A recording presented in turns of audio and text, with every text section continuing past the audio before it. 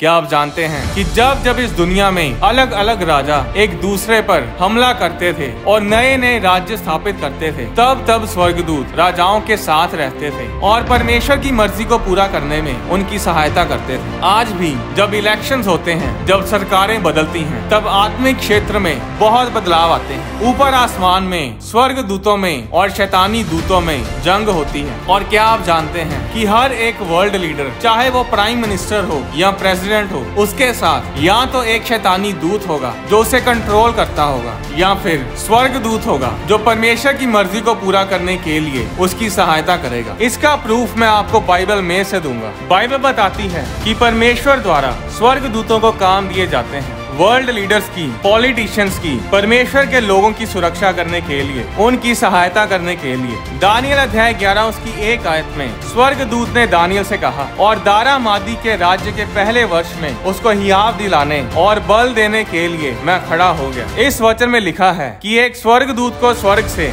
धरती पर भेजा गया था कि वो पूरे 1 साल तक दारा नाम के राजा की सहायता करे, उस काम को पूरा करने में उसकी सहायता करे जिसके लिए परमेश्वर ने दारा राजा को चुना था। क्या आप जानते हैं कि हर एक देश के ऊपर, हर एक कॉन्टिनेंट के ऊपर, हर एक शहर, हर नगर के ऊपर स्वर्गदूत नियुक्त होते हैं जो उस नगर, उस देश में रहते परमेश्वर के लोगों की रक्षा करते हैं और परमेश्वर की मर्जी को उस देश में पूरा करते हैं। जब बेबीलोन के राजा नबूकदनेस्सर ने यरूशलेम पर चढ़ाई की तो उसने परमेश्वर के भवन के बहुत सारे पात्र, सभी सोने चांदी के बहुमूल्य बर्तन जो भवन में, टेम्पल में पड़े थे, वो उन सभी बर्तनों को अपने साथ बेबीलोन में ले आया और अपने देवता के मंदिर में ले जाकर अपने देवता के भंडार में रख दिया। उस समय बहुत से लोगों को बंदी बनाकर यरूशलेम से बेबीलोन में ले जाया गया, जिनमें दानियल, शद्रक, मेशक और अबेदनगो भी शामिल थे। अब यहूदी लोग बेबीलोन में बंधुआई में थे। राजा नबूकदनेस्सर के बाद उसका बेटा, जिसका नाम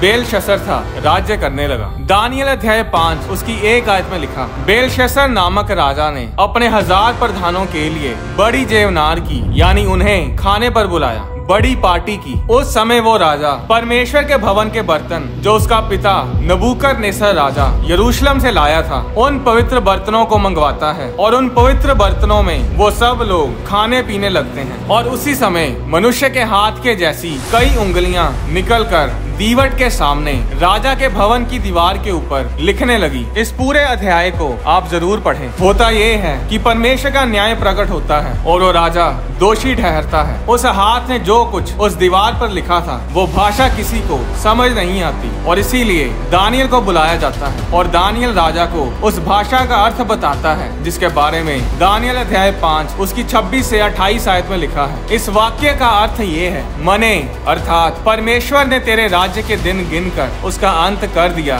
तकेल, तू मानो तराजू में तोला गया और हल्का पाया गया। परेस अर्थात तेरा राज्य बांटकर मादियों और फारसियों को दिया गया है। 30 आयत में लिखा, उसी रात बेलशस्सर मार डाला गया। अब नया राजा आता है जिसका नाम था दारा, जो मादियों में से था और इसीलिए उसे दारा मादी बोला जाता था। अब यही वो राजा था जिसके बारे में स्वर्गदूत दानियल को बताते हैं कि दारा मादी के राज्य के पहले वर्ष में स्वर्गदूत उस राजा को हौसला देने के लिए, उसकी सहायता करने के लिए स्वर्ग से भेजा गया था। दानियल अध्याय 2 उसकी 21 आयत में लिखा, समयों और ऋतुओं को परमेश्वर ही पलटता है, राजाओं का अस्त और उदय भी वही करता है। परमेश्वर ही राजाओं को स्थापित करता है और परमेश्वर ही उनको कुर्सी से उतारता है और परमेश्वर के सब काम परमेश्वर के स्वर्गदूत पूरा करते हैं। ये दुनिया एक सुरक्षित जगह नहीं है। हर रोज खबरों में दिल दहला देने वाली खबरें और घटनाओं के बारे में हम सुनते हैं। लोग कहते हैं इंडिया में हम सेफ नहीं हैं। आप दुनिया के किसी भी कोने में चले जाएं, आप अगर परमेश्वर में नहीं हैं तो आप कहीं भी